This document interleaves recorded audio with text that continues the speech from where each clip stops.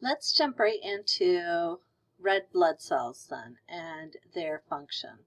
So red blood cells kind of look like a donut that hasn't had the hole punched out of it. So a lot of the times that's how I like to think about it. It's a biconcave disc, so it's thicker on the edges and thinner in the very middle.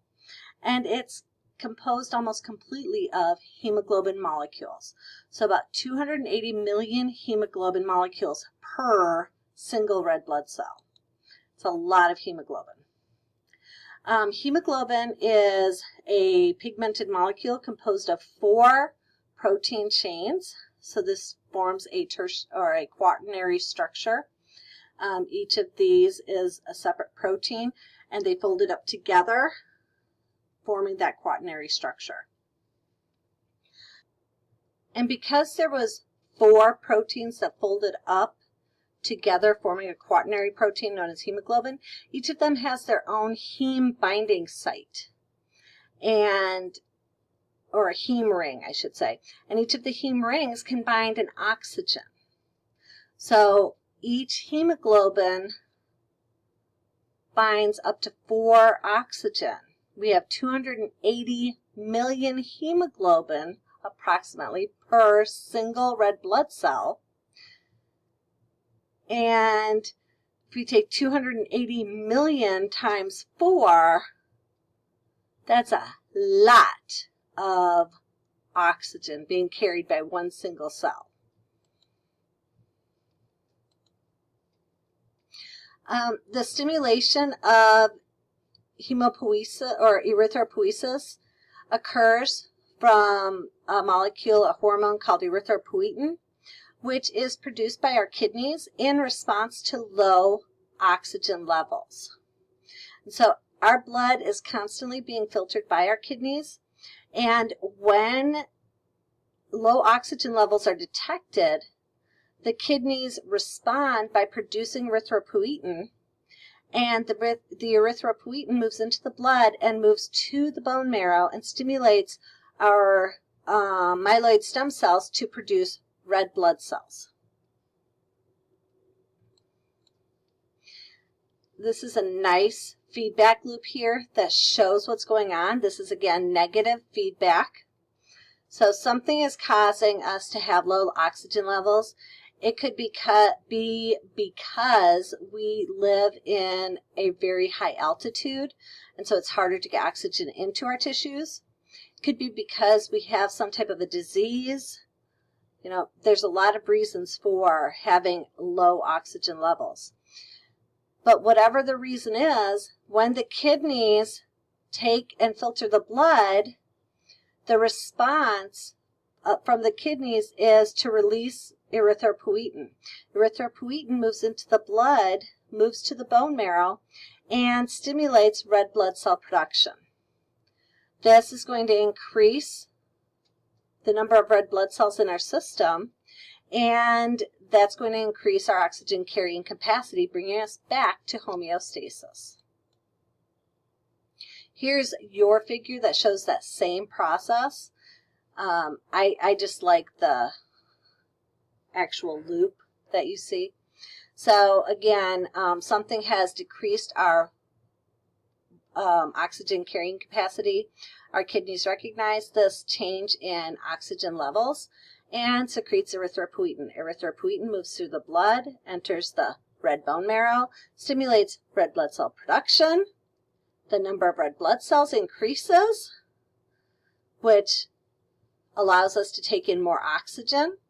This is going to, the increased oxygen actually will inhibit more erythropoietin from being released, so we can maintain that oxygen carrying amount at whatever limits that we need to maintain it at. This is negative feedback in a nutshell. There's a disorder, well, not really a disorder, a clinical view called blood doping that is in your textbooks. And the idea is we all want to do the best when we're exercising, when we're competing in sports. And the more oxygen we have in our system, the better our cells can work. So oxygen makes energy, and if we have a lot of energy, we can work harder. So the idea was, hey, how can we make more energy? Well, if we have more blood cells in our system, red blood cells, then we're able to hold more oxygen and we'll have more energy. And so this process called blood doping started, and it was used to enhance athletic performance. It's considered illegal. It's banned now, which is a good thing because it's very dangerous. But the initial way that they did it was athletes would donate blood, red blood cells, to themselves. So they would take blood out months before a contest, and then right before the contest occurred, they would have their blood put back into them. So by that time, they already have a normal amount of blood. If you take a pint of blood away, within days, you're going to make up that pint of blood again.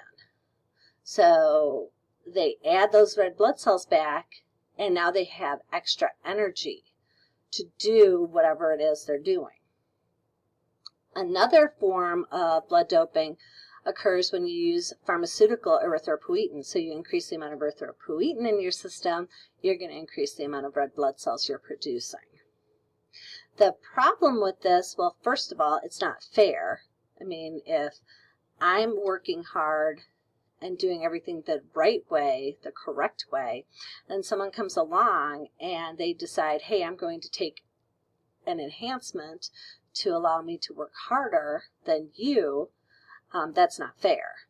But even worse than that is when we add blood to our blood vessels, we thicken our blood up. So blood is already thicker than water, but now we're thickening it even more. And if you are trying to move something that is thick through a tube, it's harder. Think about when you get a thick chocolate shake or a thick strawberry shake. Sometimes you're like going, and you can't get any shake in. And you're like, dude, this is too thick. So you have to scoop it out and eat it like it's an ice cream. The same thing happens with your blood. If it gets too thick, it's not going to be able to move through your system. And that can lead to cardiovascular problems. It can lead to death.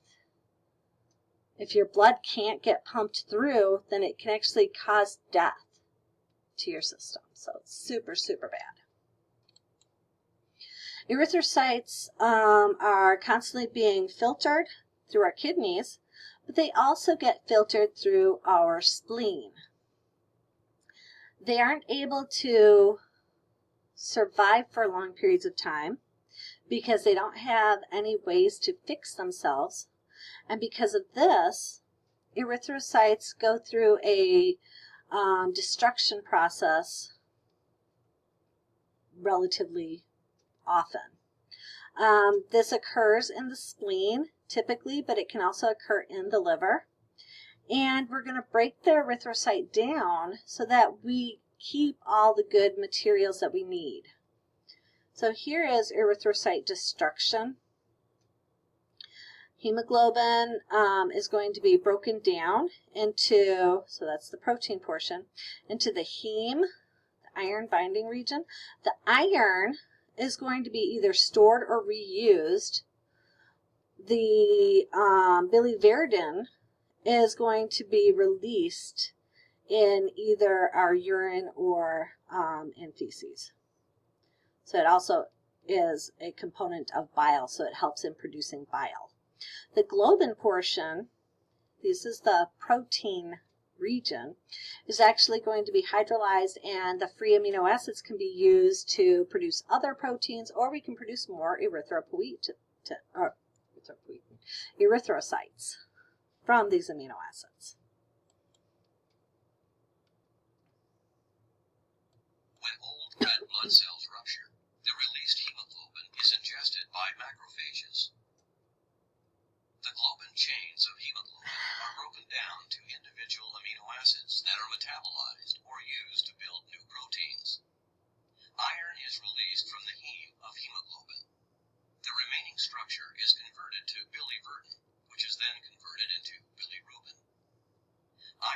transported by transferrin in the blood to various tissues for storage, or to red bone marrow for making new hemoglobin.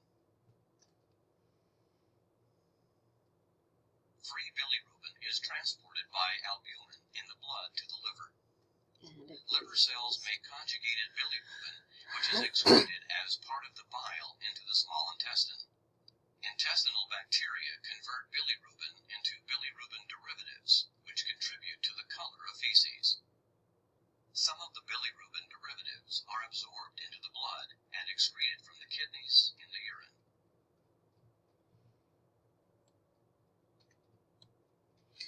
All right, so some disorders associated with your erythrocytes. The most common disorder is anemia. Most people know what anemia is.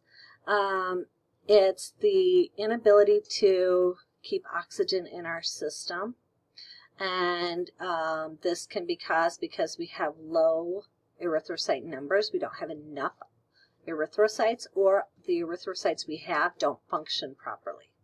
So typical signs of anemia: you're going to be very lethargic. You don't have enough energy. You might be short of breath because you're not getting enough energy to run all the functions. Your heart might beat faster to try and get more oxygen in your system. So what can cause anemia? If you're not producing red blood cells properly. If the red blood cells that you're producing are not normally shaped. If you have had some type of heavy blood loss.